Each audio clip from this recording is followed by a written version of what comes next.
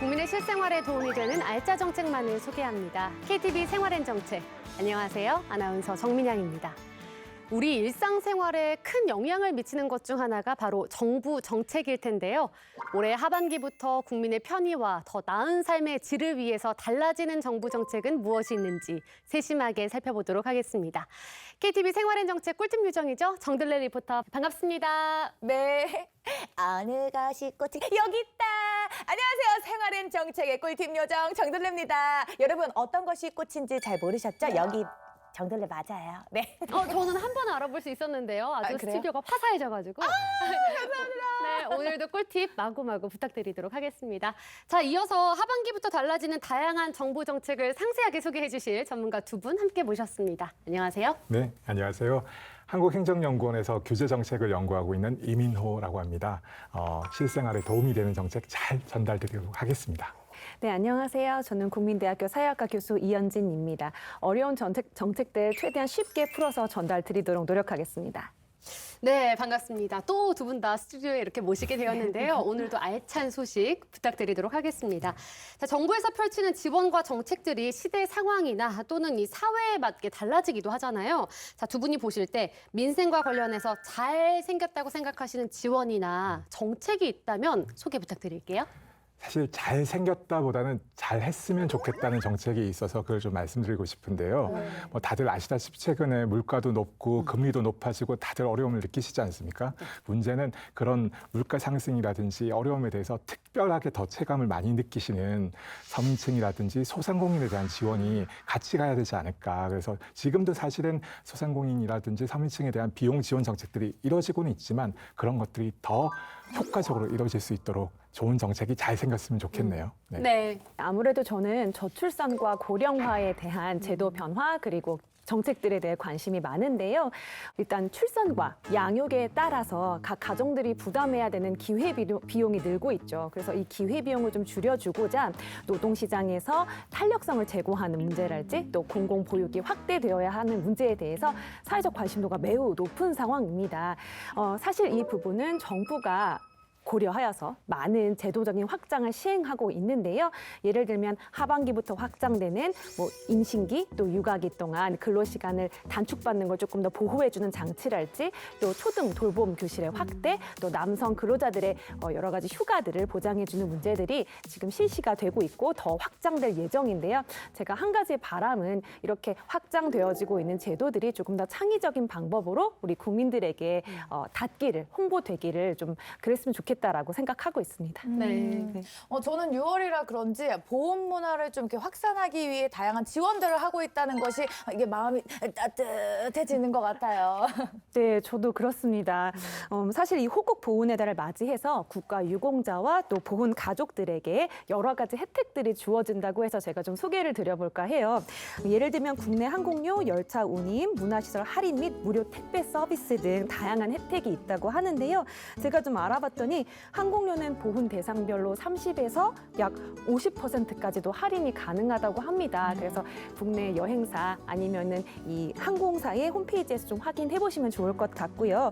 또 이 외에도 리조트나 호텔 객실, 또 크루즈 여행, 그리고 DMZ 체험관과 같은 다양한 여가 생활에 있어서도 지원이 가능하다고 하니까 해당되는 분들께서는 꼭 잊지 말고 꼼꼼하게 체크해 주셨으면 감사하겠습니다. 네, 아주 다양하게 지원을 하고 있군요. 네. 하반기부터 정부의 지원과 정책이 어떻게 달라지는지 궁금해하는 분들이 많으실 겁니다. 대한민국 국민의 관심사죠. 부동산과 관련해서 안전하게 임대차 거래를 할 수 있도록 돕는 공인중개사법이 강화되었다고 하는데요. 영상으로 확인해 보시죠. 오늘 만난 사례자는 27 청년 안성준 씨입니다.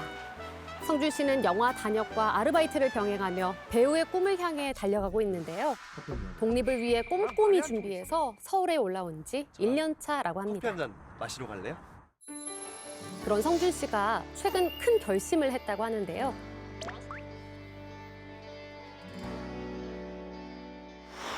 처음에 올라왔을 때 뭣도 모르고 월세를 구했거든요. 와, 근데 서울 시세가 너무 비싸더라고요. 월세 공과금까지 하면 70만 원 정도고, 와, 이러다간 돈을 모을 수 없겠다. 그래서 아주 오늘 큰 결심을 했습니다. 청년을 위한 전세자금 대출을 받아서 집을 옮겨보기로 한 겁니다. 2%대 이자가 월세보다는 부담이 적을 거라 생각해서죠. 하지만 마음에 걸리는 게 있습니다. 서울에 먼저 올라온 친구가 전세 사기를 당했어요. 그래서 집은 경매에 넘어가고 보증금은 아직 못 받은 상태고요. 근데 사실 부동산 계약에 대해서 저희는 잘 모르니까 매물을 몇 번 보러 갔긴 했어요. 근데 아직 제 집을 찾지 못했지만은 오늘 또 연락을 주셔서 제가 한번 가보기로 했습니다. 오, 매물이 있다니 반가운 소식이네요. 안녕하세요. 어서 오세요. 혹시 잘 지내셨어요? 그동안? 아, 네. 반갑습니다. 반갑습니다. 잘 지내셨어요? 문용희 소장님, 오늘도 잘 부탁드립니다. 매물 알아보러 가는 건데 어디 동네로 가는 거예요? 합정동하고 이 망원동을 보러 갈 예정이라서 이제 합정역을 이용을 할 수가 있는데 이제 2호선하고 6호선 이제 W역 세권을 이용할 수 있고 요즘에 전세 매물이 많이 지금 줄고 있는 상황이라고 보시면 될 것 같습니다.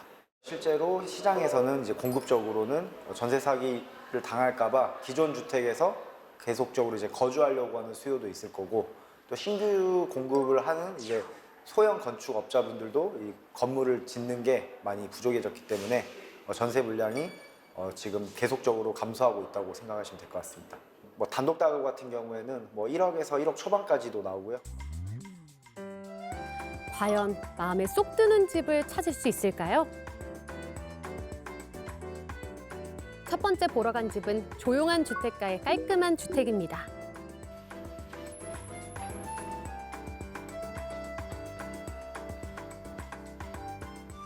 실제 평수는 이제 주방이랑 이 화장실 면적까지 다 포함을 하면 한 4.5평. 여기 같은 경우는 지금 한 1억 4천 정도 생각하시면 될 것 같습니다. 제가 듣기로는 수도라 와, 집 보는 법을 잘 알고 있네요. 수압이 살짝 약해 보이기도 하고요. 두 번째 보러 간 집은 외경이 좀 오래돼 보이는데요. 혹시 지금 이 건물은 몇 세대가 거주하고 있을까요? 여기 총 가구 수는 5가구고요. 우리가 알고 있는 단독 다가구 주택이라고 생각하시면 될 것 같습니다. 평수는 5.5평 정도 생각하시면 될 것 같습니다. 근데 생각보다 집이 너무 깔끔해서 저는 네. 너무 보기가 좋은 것 같아요. 아, 네. 지금 도배나 장판 이런 거 다 네네. 새로 하신 것 같고요. 네. 네. 일단 가장 중요한 그 전세 금액은 얼마일까요? 전세 금액은 1억 6천 정도 생각하시면 될 것 같고요.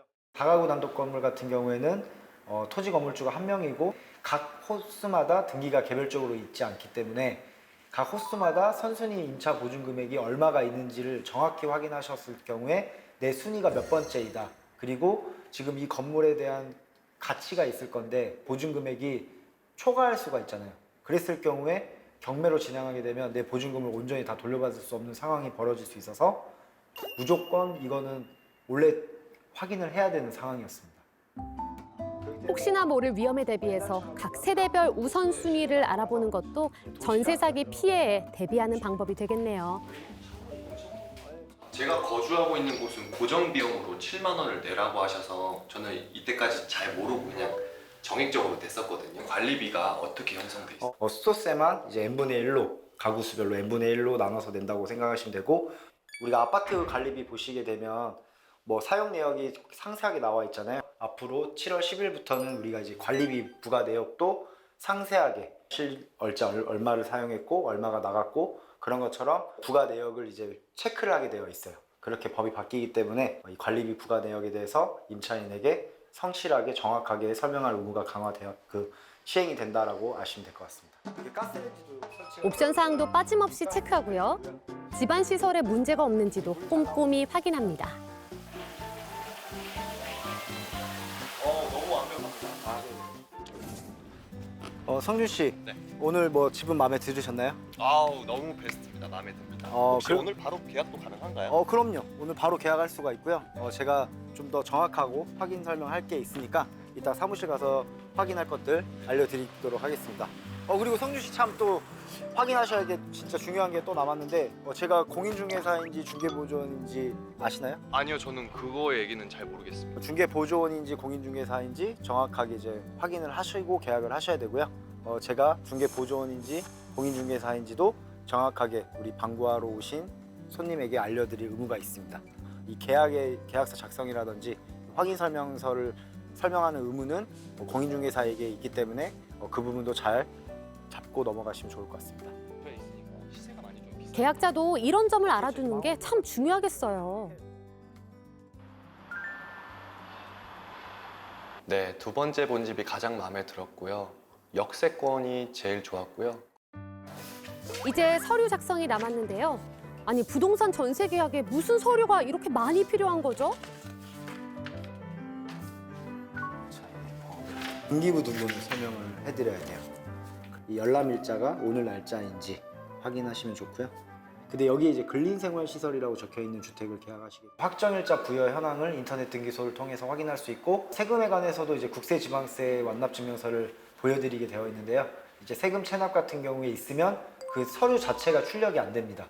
그렇기 때문에 이 서류를 잘 확인하셔야지만 이 세금보다 앞서서 내가 보증금을 지킬 수 있다라고 생각하시면 될 것 같습니다.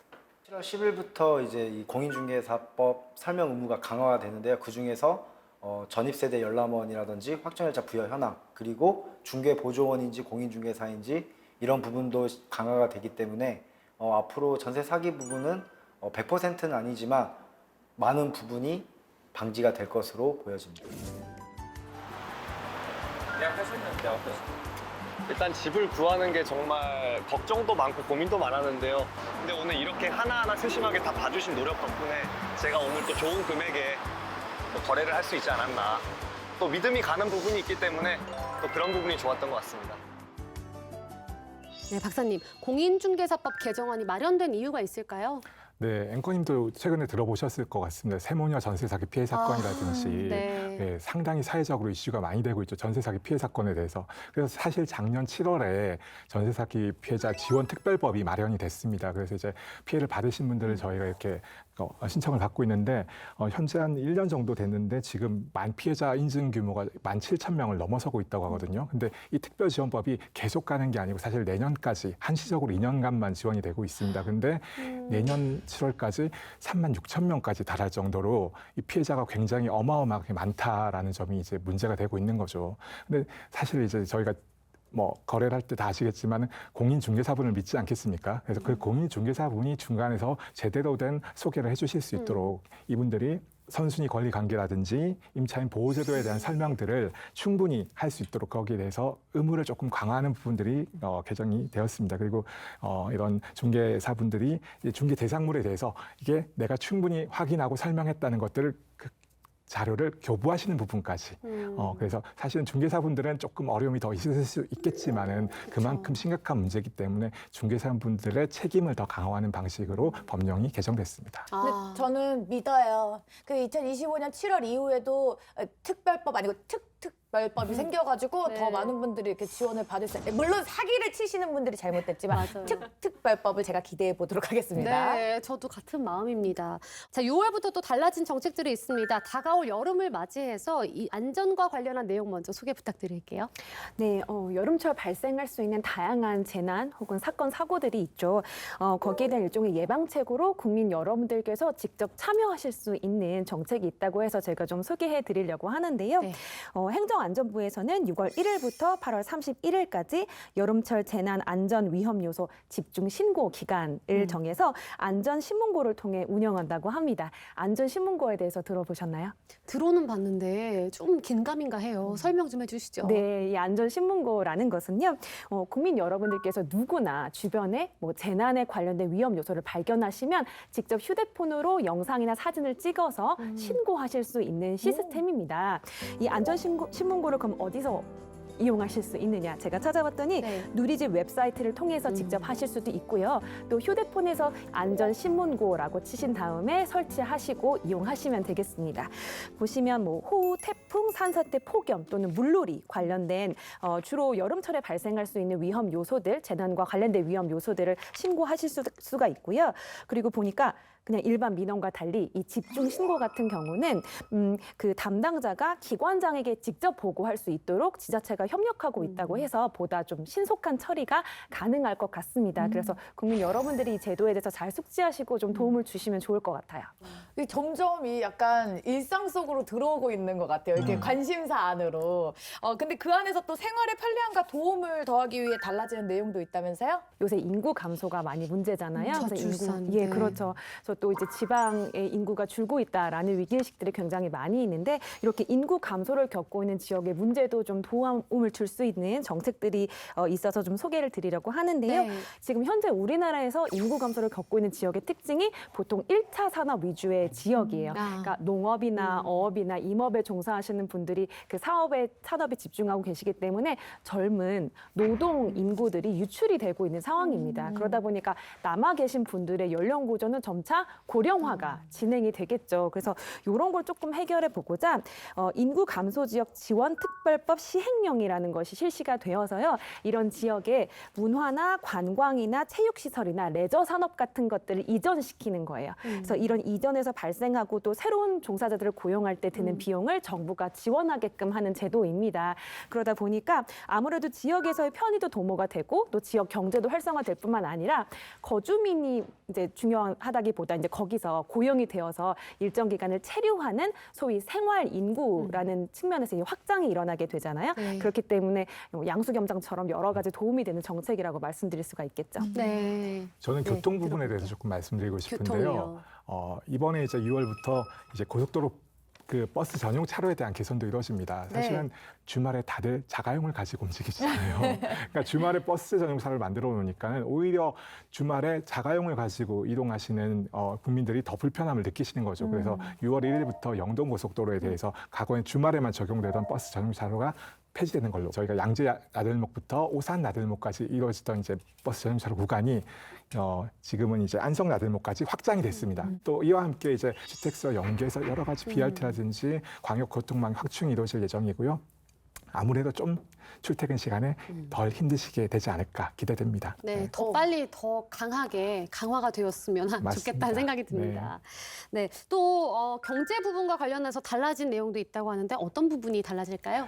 자꾸 앵커님께 여쭤봐서 죄송한데 혹시 노랑우산 공제라고 들어보셨어요? 네, 들어봤습니다. 광고도 요새 많이 하잖아요. 네. 그렇죠? 사실은 저희가 요새 다들 은퇴 준비도 많이 하시고 하시는데 소상공 자영업자분들은 은퇴 준비가 뭐지라고 고민을 많이 하시거든요. 네. 그래서 소상공인이라든지 소기업들 대상으로 어떻게 보면 퇴직금 같은 존재입니다. 공제를 들어서 나중에 폐업이 되시고 나면은 그 공제금을 받아서 어떤 노후 그 관리를 하실 수 있도록 이 제도를 만들었는데 사실 이게 정말 폐업이 됐을 경우만 공제금이 나가는 거예요. 근데 우리가 시간이 나이가 들어서 은퇴할 정도가 돼서까지 버티기 전에 위기는 닥쳐져 오거든요. 너 이제 완전히 은퇴하거나 폐업을 해야지만 줄 수 있는 조건인 거예요. 네. 그래서 그 조건들을 조금 늘렸습니다. 그런 것들이 뭐냐면 예컨대 자연재난이 크게 왔다라든지 사회재난, 예컨대 코로나 팬데믹이라든지 뭐 다른 어떤 질병 그 부상을 입었다라든지 뭐 파산이나 회생 절차가 거치고 있다라든지 다양한 조건 내에서도 공제금을 신청할 수 있도록 조건이 바뀌었고요. 그만큼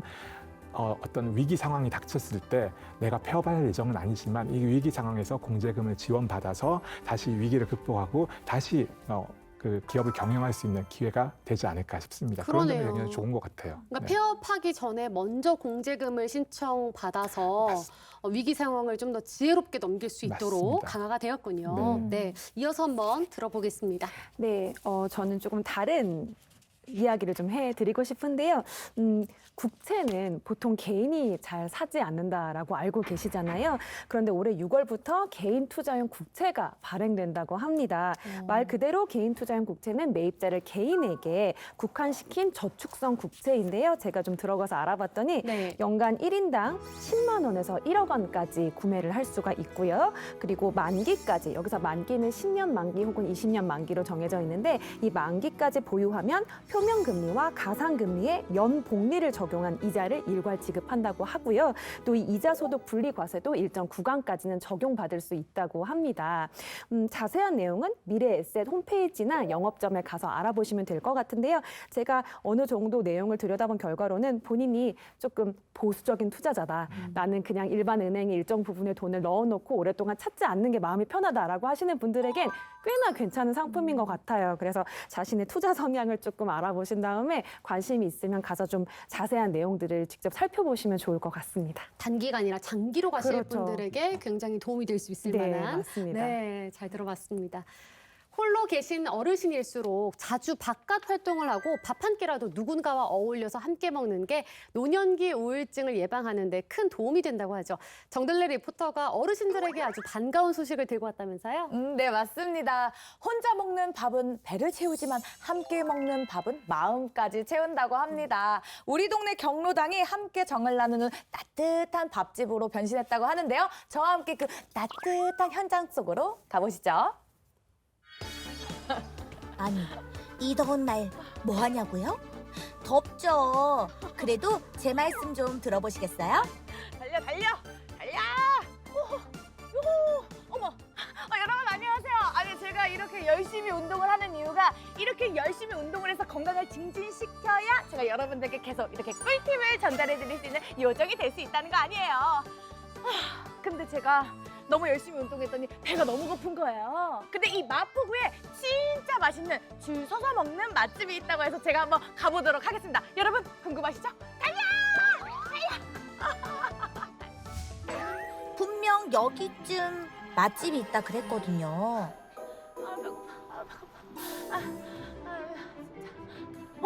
뭐야? 저기가 그 줄 서서 먹는 맛집? 그쵸? 맞죠? 저렇게 줄 서 계시잖아요. 일단 저도 줄에 살짝 끼어봤는데요. 안녕하세요. 아니 여기 진짜 맛있는 밥집인가 봐요. 막 먹으려고 줄을 다들 서 있는데. 아니에요. 여기 호두밥상이에요. 효도밥상? 예. 밥상이 무슨 효도를 한다는 거죠? 이거를 이렇게 할머니들한테 이렇게 해줘요 많이. 예. 너무 잘 나오고 맛있고 뭐 그래요. 어르신들 만성질환 관리를 위해서 식사 전 혈압과 혈당 체크부터 시작합니다.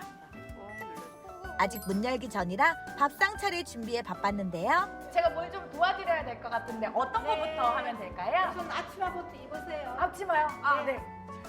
짜잔! 저도 오늘 자원봉사자로 참여했습니다.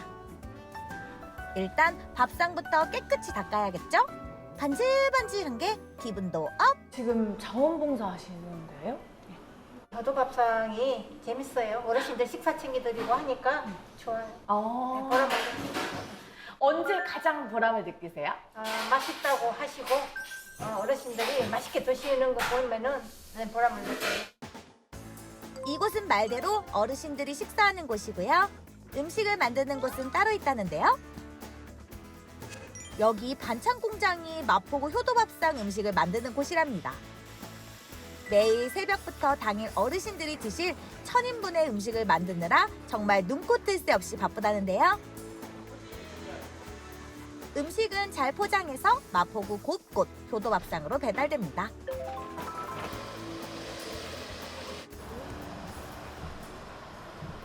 제가 도와드릴게요. 오늘 반찬은 뭔가요? 오늘은 국은 된장찌개고요. 그다음에 주찬이 그 닭 볶음 요리했고, 그다음에 배추, 오이 무침, 그 돈나물, 그다음에 오이장아찌, 그다음에 깻잎 무침 이렇게 갔습니다. 7가지 반찬을 매일 준비한다니 정말 대단하죠? 자, 이제 밥상팀이 바빠집니다. 어르신들이 드실 준비도 완료됐는데요. 그런데 효도밥상은 어떤 분들께 드리는 걸까요? 마포구 효도밥상은 어떤 사업인가요? 마포구 효도밥상은 75세 이상 어르신들에게 맛있는 식사도 제공하고 혈압, 당뇨를 체크해주는 원스톱 복지 서비스예요. 지금 이곳 외에도 말고 이런 또 식사를 하실 수 있는 장소가 몇 군데 정도 더 있나요? 저희가 일반 식당으로 해서 16개 동에 16개 동이 있고요. 여기 급식 기관으로 이렇게 급식 배달을 하는 곳이 17개소 해서 33개소에서 지금 운영하고 있습니다. 어르신들 오늘도 점심 드시러 오셨네요. 일요일을 뺀 6일 꼬박 이렇게 점심을 드실 수 있다니 정말 특급 칭찬해드리고 싶은데요.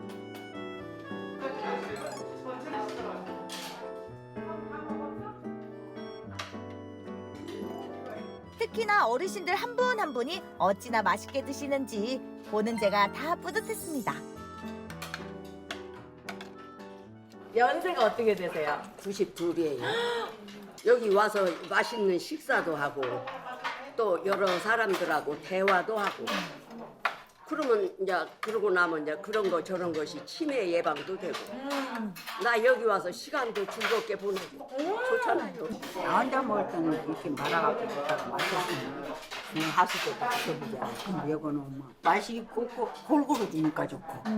그래갖고 나는 한 2kg 늘었어요. 오, 너무 좋다. 점점 건강해지시니까 더 좋죠. 우리 아들이 안 먹어서 열심히 먹으라고 2kg 늘었다고 좋아 죽고 우리 아들이. 내가 이렇게 많은 사람들하고 대화할 수 있는 거 혼자 있으면은 좋은 사람 같아. 시체 같아. 누구하고 말할 수 없는데 이렇게 와서 언니들 다 보고 같이 식사를 한다는 게 우리를 챙겨주는 것 자체가 감사해요. 아니 어르신분들께서 그게 맛있다 이렇게 칭찬하시니까 저도 너무 먹고 싶은 거예요. 아 그리고 배도 너무 고프고요. 저도 한번 먹어볼게요. 압류 오늘 열심히 배식 봉사했는데 들레도 맛 봐야겠죠? 한 가지씩 담았을 뿐인데 이렇게나 푸짐해요. 잘 먹겠습니다.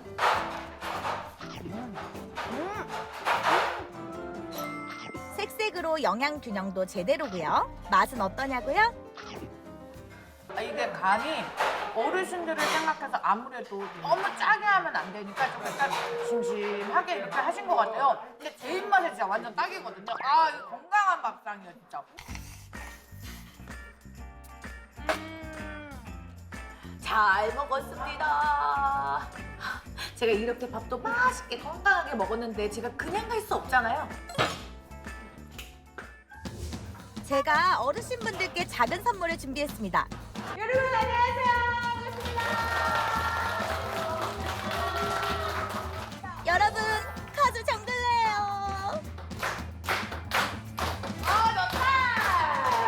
사랑할까 고민할 때 가세요. 지금이 하나님 여러분들 살아요. 사랑할까 고민할 때 가세요. 지금이 정답이에요. 잠깐이지만 어르신들이 함께 즐거워하시는 모습에 아주 행복한 점심이었습니다.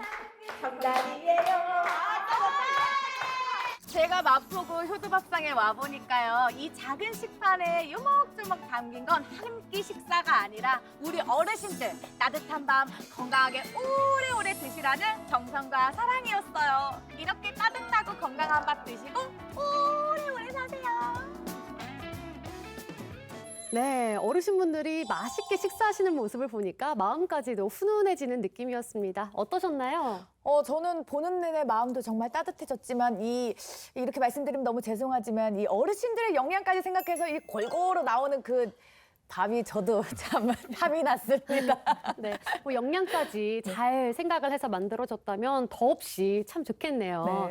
네, 혼자 계신 어르신들이 점점 늘고 있기 때문에 이런 지원 정책은 정말 필요했다고 생각이 들고 고마운 마음까지도 듭니다. 어르신들이 식사를 잘 하시던가요? 너무 잘하셔가지고요. 그냥 그릇까지 그냥 싹싹 다 비워가지고 드시는데 제가 생각할 때는 마음을 또 전달받을 수 있었고 저 역시도 나중에 먼 미래에 나도 저 식사가 잘 먹을 수 있겠다. 너무 좋은 정책이다라고 생각하면서 정말 뿌듯하게 봤습니다. 맞습니다. 언젠간 또 우리를 위한 정책이 될 수도 있으니까요. 그럼요. 좋은 변화를 일찍 발견할 수 있어서 참 좋다는 생각이 드네요. 자, 정부에서 경로당에 주 5일 식사를 제공하는데 이유가 무엇일까요? 네, 아까 말씀 주셨지만 사실 통계청 조사나 2020년 노인 실태 조사에 따르면 지금 우리나라에서 1인 가구가 굉장히 증가하고 있는데 네. 이 중에 많은 비중을 차지하고 있는 것이 바로 어르신들 어르신들, 노인분들이 혼자 사는 가구입니다. 그래서 이런 노인분들에게는 사실은 한 끼 식사를 해결하는 것이 굉장히 큰 부담이 되실 수가 있어요. 그리고 또 부양이라는 개념 역시 지금 우리 사회의 통념이 많이 바뀌어가고 있기 때문에 이런 분들이 한 끼 식사를 잘 제공받는 것은 굉장히 중요한데요. 그래서 경로당에서 5일 식사를 잘 제공해 드리면 아무래도 노인분들의 복지 또 삶의 질이 향상이 될 수가 있을 거겠죠. 그리고 이런 복지 측면과 더불어서 경로당에서 식사를 제공하는 것은 노인분들의 일자리 창출에도 도움이 된다라고 합니다. 예, 제가 보니까 지금 현재 식사를 제공 중인 경로당에는 노인 일자리 참여자 약 5.6만 명이 종사하고 계시다고 해요. 그래서 이 식사 제공 일수가 확대됨에 따라서 급식 지원 인력이 약 2.6만 명 정도까지가 추가 투입될 예정이라고 하니까요. 국가적으로 봤을 때도 이 부분은 노인분들의 생산적인 노하를 좀 증진시키고 또 경제적으로도 일자리 늘리는 효과가 있어서 좋은 것 같습니다. 네. 그리고 어르신을 위한 지원이 또 한 가지 있습니다. 무더위 쉼터로 지정된 경로당에는요, 밤 9시까지 운영 시간을 연장이 됐어요. 그전까지는 6시까지였는데 지금 이제 9시까지 연장이 됐고요. 그리고 경로당의 폭염 기간에는 또 전기세 정말 힘들었잖아요. 근데 월 17만 5천 원의 냉방비를 지원한다고 하니까요.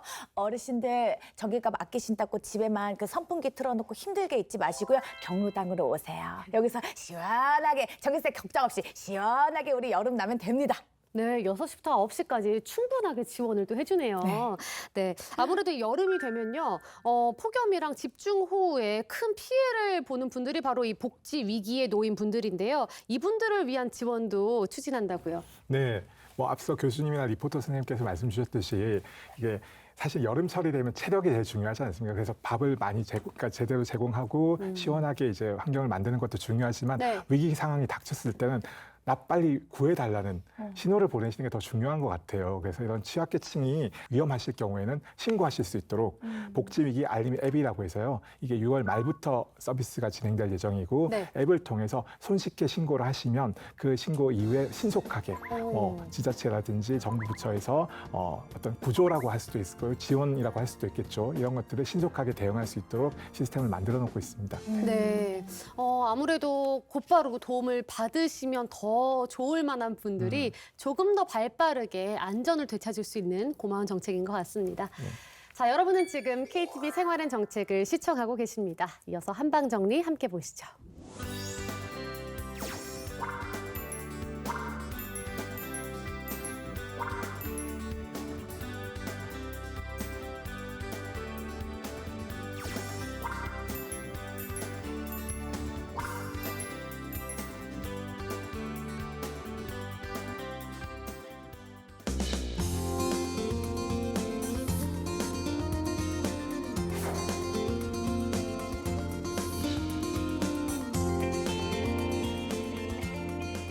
이어서 시청자 여러분의 궁금증을 풀어드리는 시간입니다. 하반기부터 달라지는 지원 정책과 관련해서 궁금한 질문이나 내용을 보내주셨는데요. 첫 번째 질문입니다. 자, 술이 무척 약한 직장인입니다. 같이 회식을 하거나 하면 다들 주거니 받거니 술을 즐기는데 저는 물잔만 들고 건배를 하니 눈치가 보입니다. 식당에서 무알콜 맥주를 팔면 좋을 것 같은데 법적으로 팔 수 없다고 하더라고요. 저 같은 사람을 위해서 이런 법이 개정되면 좋겠습니다. 라고 사연 보내주셨습니다. 사실은 기존에도 식당에서 무알콜 맥주를 팔 수는 있었습니다. 근데 안 팔았던 거죠? 문제는 뭐냐면 그 주류 공급하는 업체에서 주류 공급 도매업자이기 때문에 주류만 공급을 할 수 있었던 거거든요. 그러니까는 식당에서 만약에 그 손님께서 무알콜 맥주를 원하신다. 그러면 식당 주인이 마트에 가서 사오셔야 되는 거예요. 굳이 사오실 이유가 없잖아요. 그러다 보니까는 식당에서 드시기가 힘들었던 거죠. 이게 이제 무알콜 맥주를 선호하시는 분들이 또 많으시기 때문에 주류 도매업자가 꼭 주류만 공급해야 되는 것은 아니다. 그래서 이제 이번에 주류 면허 관련 시행령이 개정되면서 1% 미만의 무알콜이라든지 비알콜 음료에 대해서도 주류 공급 도매업자가 거래를 할 수 있도록 이걸 좀 완화를 했습니다. 그렇기 때문에 이제 식당에서도 주류를 이렇게 공급받으시면서 무알콜 맥주도 같이 주문하셔서 같이 받으시면 앞으로 식당에 무알콜 맥주가 메뉴로 들어가지 않을까 싶네요. 근데 그것도 궁금하네요. 왠지 무알콜 맥주가 이제 맥주 가격으로 들어가는지 음료 가격으로 맥주 가격으로 들어가겠죠? 왜냐면 음료수랑 이게 금액이 좀 다르니까. 아무튼 그거는 이제 알아서들 하시고요. 네, 다음 질문입니다. 고등학교 자녀를 둔 엄마입니다. 2025학년도 대학 입학 전형 정보와 상담을 정확하게 자세히 받고 싶은데요. 교육부에서 운영하는 곳은 없는지 궁금합니다. 라고 질문 주셨습니다. 네, 저도 현장에 있는 사람으로서 대학 입시에 대한 내용들을 보다 보면 너무 자주 변경이 되죠. 그래서 어머니들께서 굉장히 고충을 겪고 계실 것 같아요. 그런데 이 입시에 있어서 주요 변경 사항들을 주제별로 정리해서 만들어지는 콘텐츠가 나온다고 하는데요. 이 콘텐츠가 대입 정보 포털 어디가 또 유튜브 채널 대학 어디가 TV를 통해서 순차적으로 업로드될 예정이라고 하니까요. 입시 전략에 대해서 궁금하신 학부모님들께서는 참고하시면 좋을 것 같고요. 또 현직 고등학교 교사로 구성된 대입 상담 교사단을 통해서 전화나 온라인 등을 통해 상시 상담을 운영할 계획이 있기 때문에 이러한 부분도 이용해 보시면 좋을 것 같습니다. 또 현직 교사나 입학 사정관이 참여하는 권역별 설명회들도 연이어 있을 예정이니까요. 교육청 홈페이지 좀 꼼꼼하게 들여다보시면서 체크해 주시면 될 것 같아요. 네, 좋습니다. 자, 다음 질문입니다. 대학 친구들과 함께 여름에 섬 여행을 계획하고 있습니다. 생각보다 여객선 비용이 제법 비싸더라고요. 혹시 여객선 할인 같은 지원 제도는 없을까요? 라고 해주셨는데 섬이 아름다운 곳들이 대한민국에 너무 많더라고요. 네. 해양수산부가 한국해운조업하고 연계해서 지금 지원하는 프로그램인데요. 35세 이하의 청년들을 대상으로 바다로라는 연안 여객선 할인 제도를 운영하고 있는데요. 올해 6월부터 내년 5월까지 1년간 지금 운영이 되고 있습니다. 그래서 1년간 이 프로그램을 신청하시면 1년 중에 한 12번 정도 주중에는 한 50%, 최대 50%, 주말에는 최대 20% 정도 운임 요금을 할인받으실 수 있을 것 같고요. 아쉬운 점은 제가 35을 넘었다는 게 아쉽습니다. 네. 하여튼 이제 곧 여름방학 다가오는데 여름방학도 다가오고 여름 휴가가 다가오는데 우리나라의 좋은 섬들, 바다들 만끽하시면 좋겠습니다. 네, 바다로 이름도 정말 잘 지은 것 같은데요. 말씀하신 것처럼 뭐 학생이나 뭐 어린이들과 함께 이렇게 대한민국에 또 아름다운 곳들도 많으니까요. 가족끼리 좋은 시간, 좋은 추억 만들어 보셔도 좋겠습니다. 많은 분이 폭우로 잠겼던 강남역을 기억하실 겁니다. 이런 일이 되풀이되지 않도록 우리 동네 빗물 역류 예방을 위한 빗물바지 신고를 받고 있는데요. 신고 기간이 10월 31일까지라고 하니까요. 빗물바지가 막혀 있다면 우리 모두의 안전을 위해서 언제든 안전신문고로 신고해 주시기 바랍니다. 두 분 오늘 함께해 주셨는데요. KTV 생활의 정책을 시청하고 계신 분들께 당부하고 싶은 말씀이 있다면 한 말씀 부탁드리겠습니다. 저희가 지금 하반기에 달라지는 정부 정책에 대해서 말씀드렸는데요. 국민 여러분께서 적극적으로 의견을 주시고 이런 것들이 고쳐달라, 이런 것들이 필요하다라는 의견을 주셔야지 공무원들이 적극적으로 검토하고 좋은 정책을 내놓을 수 있지 않을까. 그래서 적극적인 그 마인드를 가지고 정부 정책을 봐주셨으면 좋겠다라는 점을 말씀드리겠습니다. 감사합니다. 저는 개인적으로 저를 포함해서요, 이런 구조적인 정책의 개혁들이 우리 국민들 개개인의 삶의 질을 향상시키는 데까지 닿기 위해서는 많은 사람들의 노력이 필요하다고 생각을 합니다. 정책을 만드시는 분들, 그리고 정책을 집행하시는 분들, 지금처럼 꾸준히 열심히 노력해 주시기를 부탁드리겠습니다. 감사합니다. 네, 정들레 리포터는 오늘 기억에 남는 정책 어떤 게 있을까요? 어떻게 보면 소외되는 계층이 저는 꼭 어르신뿐만 아니라 어느 누구에게도 다 해당할 수 있다고 생각이 듭니다. 그래서 정부에서 이렇게 주는 작지만 세심한 배려 이런 것들이 점차 이렇게 점차 늘어나면서 많은 분들에게 혜택을 받을 수 있는 것들이 많아졌으면 좋겠다는 생각이 들었습니다. 네, 좋습니다. 다음 주에도 국민 여러분께 더 많은 도움이 되는 KTV 생활엔 정책으로 찾아뵙도록 하겠습니다. 시청해주신 여러분 고맙습니다.